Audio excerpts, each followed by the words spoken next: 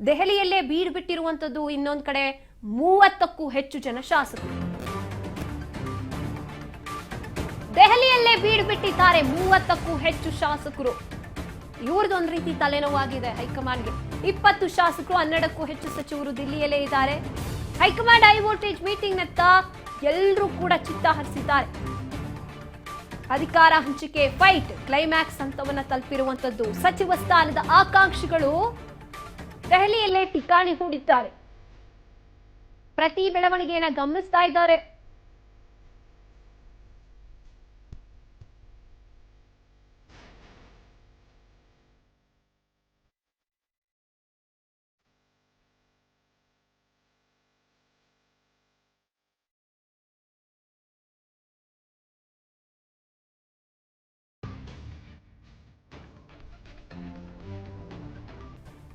S ಈ ಕಡೆ CM DCM ಮತ್ತೆ ಸಿಎಂ ಡಿಸಿಎಂ ಬಣಕ್ಕೆ ಸಿಎಂ ಪಟ್ಟದ ಬದಲಾವಣೆ ಆಗುತ್ತೆ ಅಂತ ಕಾದು ಕೂತಿದ್ರೆ ಈ ಶಾಸಕರು ಸಚಿವರಿದಾರಲ್ಲ ನಮ್ಮ ಹಣೆ ಬರಹ ಏನಪ್ಪಾ ನಮಗೂ ಒಂದು ಹೇಳ್ಬಿಡಿ ಅಂತ ಕಾದು ಕೂತಿರುವಂತದ್ದು 30ಕ್ಕೂ ಹೆಚ್ಚು ಜನ ಶಾಸಕರು ಅದರಲ್ಲಿ 20 ಜನ ಶಾಸಕರು 12ಕ್ಕೂ ಹೆಚ್ಚು ಸಚಿವರು ದಿಲ್ಲಿಯಲ್ಲೇ ಕೂತಿದ್ದಾರೆ ನಮ್ ಟೈಮ್ ಯಾವಾಗ ಅಂತ ಕಾಯ್ತಾ ಇದ್ದಾರೆ ಅವರು ಹೈಕಮಾಂಡ್ ಹೈ ವೋಲ್ಟೇಜ್ ಮೀಟಿಂಗ್ ನತ್ತ ಅವರು ಗಮನ ಹರಿಸ್ತಾ ಇದ್ದಾರೆ ಕ್ಲೈಮ್ಯಾಕ್ಸ್ ಅಂತ ತಲುಪಿದೆ ಈ ಕಡೆ ಅಧಿಕಾರ ಹಂಚಿಕೆಯ ಫೈಟು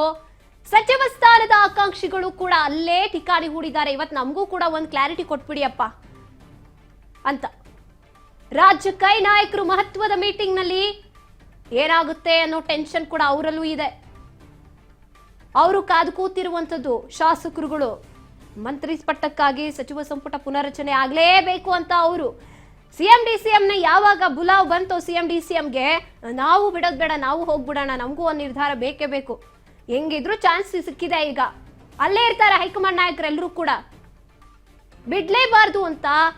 ಹುಚ್ಚಿಡಿದು ಹೋಗಿರುವಂತದ್ದು 30ಕ್ಕೂ ಹೆಚ್ಚು ಜನ ಶಾಸಕರು ಈಗ ಈ ಕಡೆ ಸಿಎಂ ಡಿಸಿಎಂ